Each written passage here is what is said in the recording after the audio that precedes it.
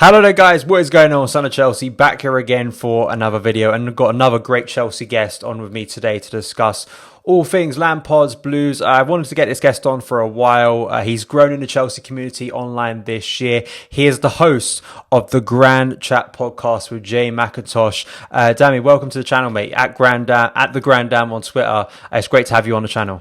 What we say, listen, man's coming, stepping correct, taking time out of his day to come on this place. I've been wanting to do this for quite a bit of time. Busy men. We're not here to mess about, but it's happening. It's finally happening. You man can stop creaming yourselves. We're here now. Absolutely, man. I've seen comments asking for you to be on the channel, so I hope those people are happy now that you are on the channel as a guest. It's a great time to speak to you because, you know, Chelsea are doing well at the moment. Things are going well. You know, we're in good form. We're unbeaten in, what is it, like 16 or 17 games. What's been your feeling so far of this season? Because it feels, even though it was a little bit shaky at the start, it's really coming together now, isn't it?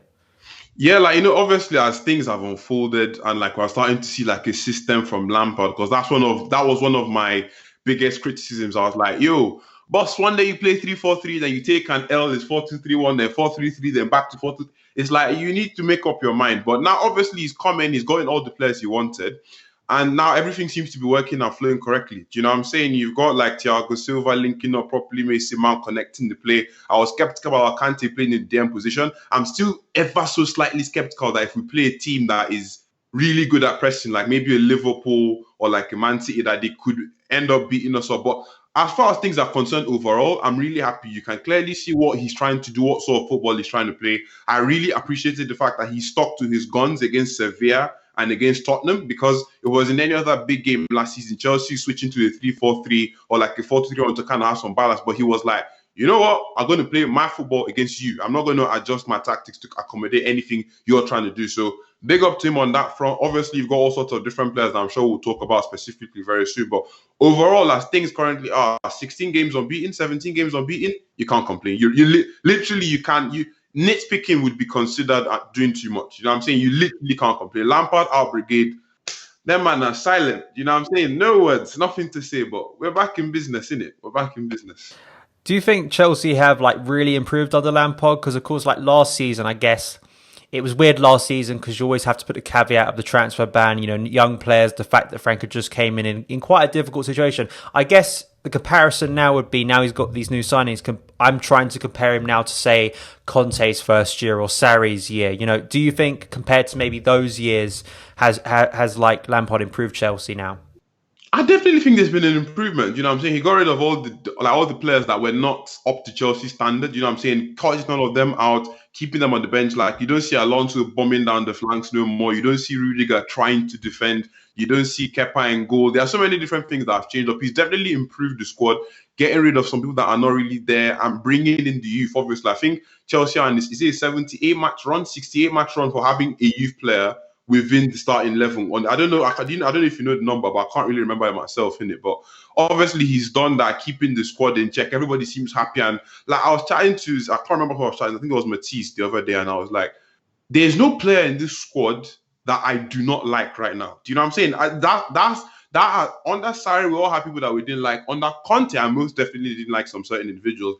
But under this team, everybody that starts from the goalkeeper up to the striker, I like every single one. Do you know what I mean? You can obviously nitpick about the likes of maybe Werner and Dami not performing at their best right now, or you can nitpick about certain individuals. But as an overall, definitely the squad is progressing. It's gone forward. Look at all the fantastic signings we got in. Kai Havertz, Timo Werner, Mendy, Thiago Silva, Benjamin Chilwell, which I was skeptical about, but Lampard proved me wrong. So there are all these different players and elements that are now involved in the team with how we're playing and how the fans and everything just going well. You can see the synergy of the pitch. You see Reece James, Hakim, Ziyech.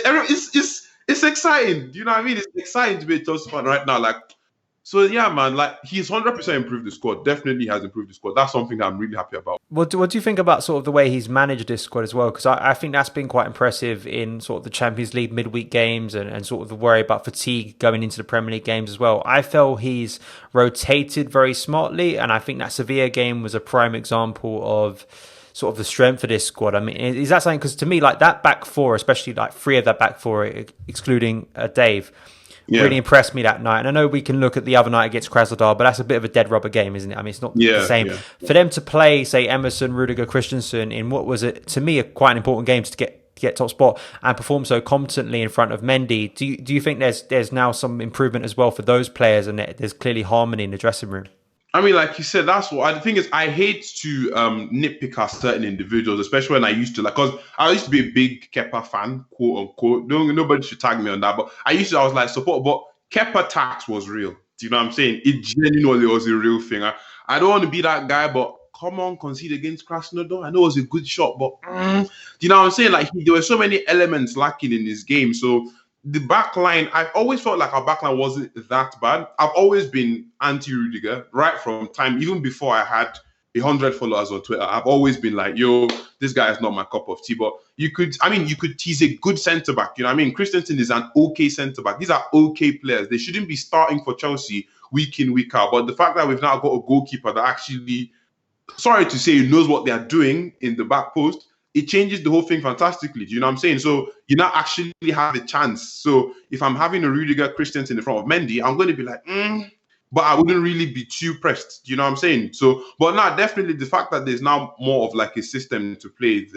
they are more confident how they're playing, how they're releasing the ball. And now that they know that someone behind them will get some stuff done, it's clear that they are more, I wouldn't say ballsy, but like they're more confident. Everybody is more confident right now. Like I said, that's why for me personally, I know we wanted to get into this bit later on, but Mendy is like, I think the one signing that has been like, yo, that was a massive improvement. I was not expecting him to be improved that club that much, because when I came onto the scene I made a video when Mendy signed. I said, I don't watch 1 second of him. And I thought, because I think everybody thought this as well. I thought he was going to be stopgap. I thought he was going to be here for like a year, 2 years, and we're going to get someone like Donnarumma or something. I know Mendy's a bit on the older side, so we'll need to get a younger keeper anyways, but you get the gist. I wasn't expecting him to be this good. Is it 13 games, three goals conceded, 9 clean sheets, something like that? It's ridiculous. Come on, it's absolutely ridiculous. So now, I definitely do agree that the defense has improved massively. Do you know what I mean? Yeah, it has definitely improved.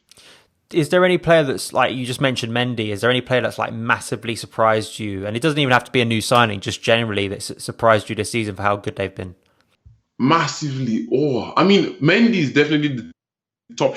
Do you know what I'm saying? Because the thing is, I would like to almost say Mason Mount, but I've always been a massive fan of Mount and I've always known what he was capable of. But to be fair, I'll go with Mason Mount just because like a lot of people underrated this game. I used to come onto the scene, come with videos like, yo, you man should leave this man alone. He's meant to be playing in a specific position. Lampard kept on playing him out of position.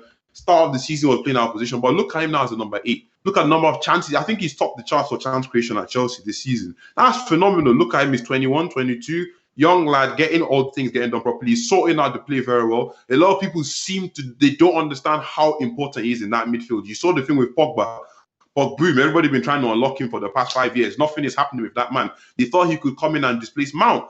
From a technical standpoint, Pogba is one of the best midfielders on the planet right now. Do you know what I'm saying? But he's not consistent enough. He's not going to do the job that Mason does. And the one thing I love about Mason Mount, he's always learning, always trying to learn, always trying to improve his game. Pogba is up his head. Do you know what I'm saying? A lot of people might disagree with me on that, but that's what I believe. Do you know what I mean? So Mason Mount coming in, allowing us to connect the play, because like I've said, you know, Chelsea used to play through the midfield before, play through Jorginho. That's what used to isolate a lot of our games. But now you can play through Jorginho, and Kante, you can play through Reece James. Mason Mount dropping a bit deeper to receive balls from Thiago Silva in the half space, like all those different elements, and Mason just being able to switch, play well. Didn't you see that pass he made? Was it against Sevilla? Who did he make that pass against? Was it Ren? Was it Ren? I can't remember. But he made that really good. Yeah, oh my God. Look at him just distributing. Fabregas giving him nah. Mason, for me, I'd argue, some people might disagree with me for this one, but I believe he's one of our players of the season so far. Genuinely do feel that, because the role he's playing right now, he's not really scoring or assisting that much, but the role he's playing in midfield, I don't think we'll have a player that can actually do what he's doing there. Maybe Kovacic in a way. Do you know what I mean? In a way, not necessarily like he can switch the play that well, because that's not what his game is about. But as far as things are concerned right now, I think I'd give it to Mason. Do you know what I mean? Because I was expecting stuff from Ziyech. I mean, his nose dived a bit. I was expecting stuff from Werner. I wasn't really expecting much from Havertz because I used to watch him in Germany. I wasn't expecting much from Chilwell, but I think Mason Mount is the one for me. Mason has been phenomenal this season. Yeah, Mason. I think it's a lovely story as well, Mason, and I think, you know, Frank backing him so strongly and sort of seeing Mason, a little bit more certainty around Mason this year in terms of last year he was switching to sometimes an inverted winger, sometimes the left of a front three. Now you feel like, yeah, he's a number 8. He said as much himself, and he's really flourishing at the moment. A bit like what you pointed out, I think it's really exciting at the moment that you can look at this Chelsea side, and I think you can make a valid argument. Like, I'm making videos soon about who's been the best player so far this season for Chelsea.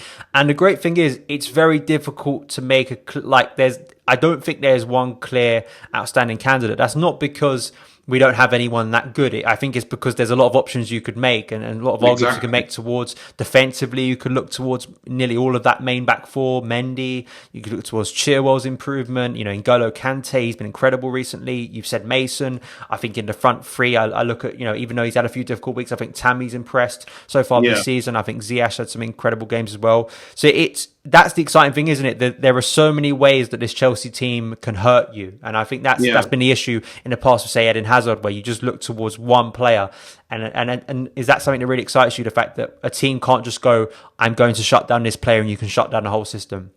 Just like I said just now, you know what I mean? Like when we play from the back, that was one of our biggest issues. You know what I'm saying? Not because, a lot of people don't like Jorginho, and I understand all the reasons why. I like him a lot because I used to follow the Italian style and the tiki. It's not for everybody. Do you know what I mean? It's just like Marmite. Not everybody likes Marmite, do they? But some people do, and they have their reason. But I can understand why you don't. So Jorginho is that sort of thing. Jorginho is the Marmite of Chelsea. For anyone that doesn't know what Marmite is, I don't think you should try it. That's me. But anyways, I just think it's one of those things where now we don't have that sort of one thing to work on. Do you know what I mean? Teams can't just be like, yo, are going to isolate that thing. Mourinho tried it with Tottenham, trying to use Hurricane to press Kante quite a bit. We could obviously see that in effect. And like I said, the only thing I'm kind of scared of is when a team comes and presses us properly. Like the first 10 minutes against Sheffield United, they were absolutely phenomenal. Leeds as well, I know we beat them, was it 3-1? We beat Leeds, but the way they pressed us in that first half, the way they played us, they were ridiculously fit. I know Bielsa came out with a statement coming out later saying that our team was so much fitter and better about everything, but they really did play us quite a bit as well. And that's the thing I'm scared of. But generally speaking, like I said, there are so many outlets now, just like looking from progressing from the back. You can progress the ball through Reece James. You can progress the ball through Kante sometimes. You can progress it through Chilwell. You can see Mason Mount coming deep to pick up the ball from Thiago Silva. Thiago Silva is very good. He's very confident on the ball. That's something that we lacked last season. If we had a David Luiz of some sort. I know he was quite bad defensively, but if we had like a David Luiz progressing the ball from the back into midfield, that would be so much easier. But Thiago Silva has brought that into the squad.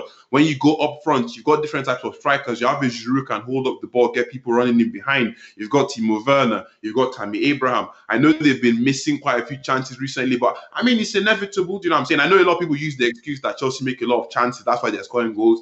I mean, at the end of the day, you still need to be able to convert the finish. We used to have strikers like Morata and Torres who didn't used to convert at all. So that's not something I should be scared about. You've got Hakim Ziyech switching the play. Like you can be on the right-hand side, try and isolate him. Boom, he's switching the play to Ben Chilwell or something who can get something. There are so many elements to this team. Do you know where I'm coming from? And that's one thing a lot of people have understood. The fact that apart from all these different elements, not everything has been unlocked. A lot of people look at Kai Havertz saying he's kind of like a flop. He's not playing as well. Some people say he's really good. Nobody has seen what Kai Havertz can do. Do you know what I mean? I used to watch him in the Bundesliga before everybody got on the Kai Havertz train. He usually starts off the season a bit sluggishly, and then in the next half, man comes on. I'm not saying that's going to happen because he's playing as an 8 right now, which is not his cup of tea per se. He likes to be in and around the box and more in the half space, not having to do too much running. You got Kai Havertz who hasn't been fully. He's not even. We've not seen Havertz. Havertz is so.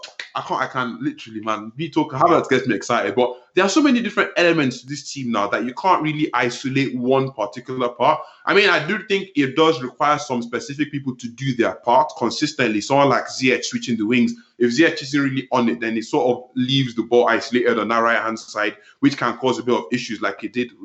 What match was it that Ziyech didn't play too well recently? I can't even remember. I think we ended up winning. But my point is, you get the gist in it. Like, at the end of the day, there are these different elements, and you can't really say, okay, let's shut down Jorginho or let's shut down Eden Hazard. We've got so many different things that are going for us. And it's good, man. It's really, really good. Like I said, it's big ups to Lampard. I was quite skeptical about some certain things, and maybe in the DM position and the left back, because I was like, Chilwell wasn't really playing too well last season. But he's coming, done a really good job. DM, Kante, I was like, how is Kante really going to fit in there? But he was like, no, we don't have to pass the ball through Kante all the time because it's not playing to his strengths. So let's try going out wide. So as long as we're not really going up against a team that's going to dismount pressure-wise, like a Bayern Munich or Liverpool, I'd back us against almost anybody. Do you know what I'm saying? That's how much I do. my mind tells me nah, but my heart says otherwise. You know what I'm saying? That's how much confidence Lampard has instilled into this squad and into Stamford Bridge. So you can't really be upset, can you? You talked about sort of that concern of, say, a high pressing team. I felt the Leeds game, all right, Leeds at their best, not at the level of, say, Man City, Bayern and Liverpool, right? But that game, I think, was the best example because you wanted to see this 4-3-3 tested, right? You want to see Kante pressed Yeah. against a good team who can press well, like Bielsa's team can, and they're really coherent in that.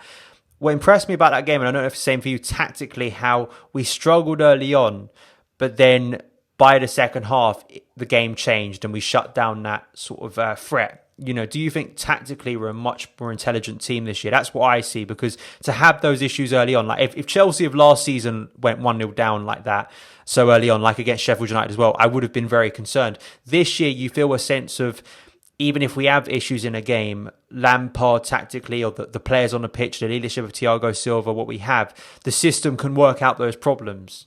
The thing is, like, one thing that he done really nicely against Leeds was that he saw, you know what, these men are pressing us real good. Yeah, we're going to let them have a bit more of the ball, because one thing I've clocked is that, especially like, even I don't want to make a FIFA reference so people don't think I'm like a football manager type of thing, but when like when you play some people and you don't give them the ball, some people are really dangerous off the ball, is what I'm trying to say, and that's what Leeds are. And Chelsea are possession based side. Leeds feast on teams like Chelsea. You know what I'm saying? Lampard saw that and was like, yo, we're still going to have the ball, but we're going to give it to them a bit. You know what I'm saying? We're going to try and nick them. We're going to play them at their own game. So tactically from Lampard, that was really good. Do you know what I'm saying? But at the end, like, once again, like I was speaking to someone in DMs about, like, for example, Kante has been undeniably world class and proving me wrong that he can't really play that position too well because of like history and all of that. But I'm just 90%, I'm not 100% confident in him playing that role. The same way I'm not 100% confident that if the occasion comes every single time, Lampard would be able to get it done.